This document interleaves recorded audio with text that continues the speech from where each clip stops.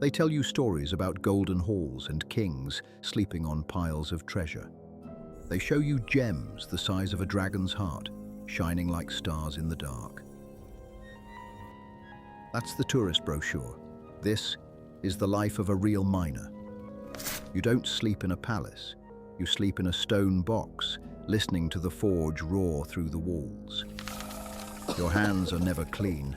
The gold belongs to the guild. The cough belongs to you.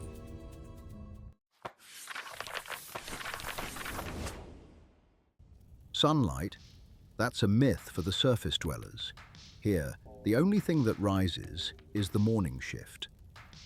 Time isn't measured by the sky. It's measured by the hum of the cooling fans and the rotation of the lanterns. Our children don't draw the sun. They draw the yellow sphere from the old stories. If you see real light, it usually means something is on fire, or you're about to die in an explosion. We have 50 words for darkness, from the velvet gloom of the upper halls to the living black of the deep veins. You don't wash with water. Water is for steam engines. You wash with pumice and sand to scrub the grease right out of your pores. A soft bed is a trap. If your spine doesn't feel the rock, your muscles won't know it's time to stop tensing. Silence is a warning. In a real home, you should hear the constant heartbeat of the forge and the scream of the drills. Your clothes aren't made of silk. They're boiled leather and heavy canvas, stiff enough to stand on their own when you take them off. Community means knowing your neighbor's snoring pattern through 2 meters of solid rock. It's the only way to know they're still breathing. Forget the stories about eating rocks. We eat what the mountain gives. Mushrooms the size of dinner plates and cave cattle that never saw the sky. A daily ration is simple: stone bread. It's a dense mix of lichen flour and fat. It doesn't look pretty, but it burns slow in your gut. The drip market is where you find real flavor. Smoked lizard tail, salted cavefish, and roots traded from the surface dwellers for iron. Feast days are for the deep roast. A whole blind pig, stuffed with mountain herbs and cooked over the heat of the main furnace. An elf sips dew and eats a leaf. A dwarf eats enough protein to fuel a steam engine. We don't taste the food, we feel the energy return. Public canteens are the heart of the guild. Long stone tables, loud shouting, and the constant clatter of iron spoons against wood. And then there's the ale. It's not a drink, it's a disinfectant, a painkiller, and liquid courage all in one heavy mug. You eat fast, you drink hard, and you get back to the shaft. The mountain doesn't wait for your digestion. To a human, gold is money. To us, it's the blood of the mountain. You don't find a vein, you liberate it from the stone. A master miner can smell iron through 10 meters of granite. We call it the ore sense. It's the difference between a rich guild and a starving cave. Family feuds aren't about land. They're about who owns the rights to a specific wall of rock. Some wars have lasted 3 centuries over one silver sea. You don't choose your work. The guild looks at your hands when you're 5. Thick palms, you're a crusher. Long fingers, you're a gem cutter. Your pickaxe isn't just a tool. It has a name, a lineage, and more respect than you do. Mine is named Skullcracker. It's been in my family since the Great Flood. If you break a tool, you don't just buy a new one. You undergo a ritual of apology to the forge. A broken pick is a broken promise. Humans inherit gold coins. We inherit the tools that make the coins. Guess who stays rich when the market crashes? You value a man by the calluses on his hands and the depth of his shaft. If your skin is soft, your words are hollow. We don't pray to gods in the sky. We pray to the vein. We leave a drop of ale on the stone so the mountain stays generous and doesn't crush us today. Greed? No, it's duty. Every ounce of iron we pull out is one more shield for the kingdom. We don't dig for ourselves, we dig for the survival of the stone. Danger isn't an event here, it's the air we breathe. A cave-in is just the mountain's way of saying it needs a nap. Only 3 cave-ins this month. That's a miracle. We call that a golden week. Usually the mountain tries to eat us twice a day. Dwarven medicine is simple. If it bleeds, pour high-proof ale on it.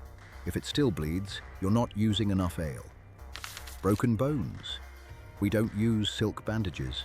We use iron splints and leather straps. You're a dwarf. You heal like the rock. The black lung isn't a disease. It's a career milestone. If you don't cough up a bit of coal in the morning, you haven't been working hard enough. Forge burns are treated with cold mountain clay. It draws the heat out and turns your skin into a shield of its own. We lose our hearing to the drills and our sight to the dark. But a dwarf doesn't need eyes to know where the ceiling ends. An elf spends a year in a forest retreat to heal a scratch. A dwarf cauterizes a stump with a hot poker and is back at the workface by noon. Scars are our medals. Every missing finger is a story of a rock that tried to fight back and lost. Safety gear? You're looking at it. An iron hat, thick boots, and the hope that your ancestors are watching over the ceiling beams. A beard isn't hair. It's a filter. It catches the coal dust before it hits your lungs and keeps the forge sparks from melting your face. The longer the beard, the deeper the shaft. A short beard means you're either a novice or you've been too close to a gas explosion. We don't use gold for jewelry. We use it to braid our history. Every gold ring in my beard marks a decade of service to the stone. 40 degrees is a cold snap. In the deep forges, the air is so thick with heat you can almost chew it.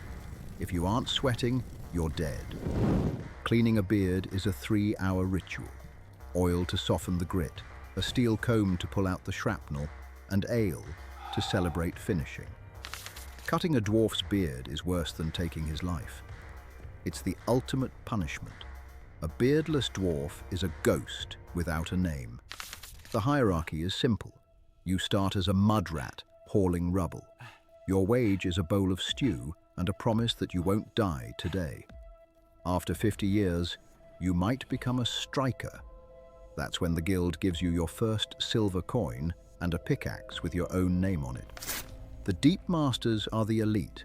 They earn gold, but they don't spend it on silk. They spend it on better steel and more air for their tunnels. Half of your pay goes back to the guild. Rent for your stone box, fees for tool sharpening, and the oxygen tax. What's left is for the stone luxuries. A bottle of aged fungus whiskey, a new iron buckle, or a burial plot closer to the main vein. The ultimate goal? A personal forge. To own the fire and the anvil is to finally be a king of your own tiny cave.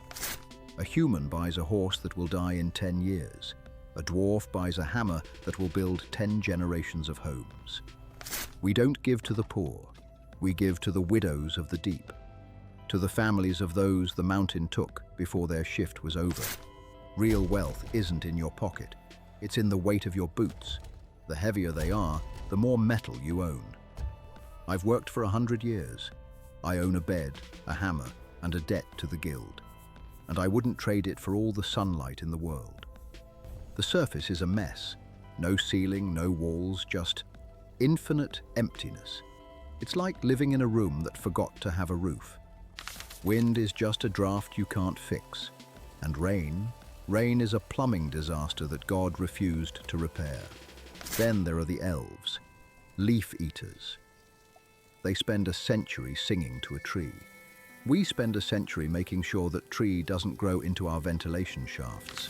An elf lives forever because he does nothing. A dwarf lives until the mountain decides he's done his job. I'd rather be a dead miner than a bored immortal. If the sun is so great, why does it hide every 12 hours? The Great Forge has been burning for 6,000 years. That's reliability. Retirement. We don't have a word for that. As long as you can lift the iron, you belong to the seam.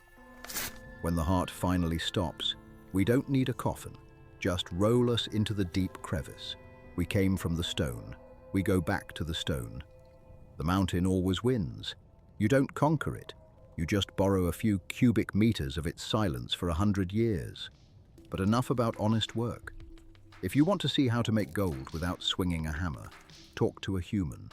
They don't mine wealth, they talk it out of your pockets. Pay your dues. Like, subscribe, or get back to the shaft. Next time, we're meeting the merchants.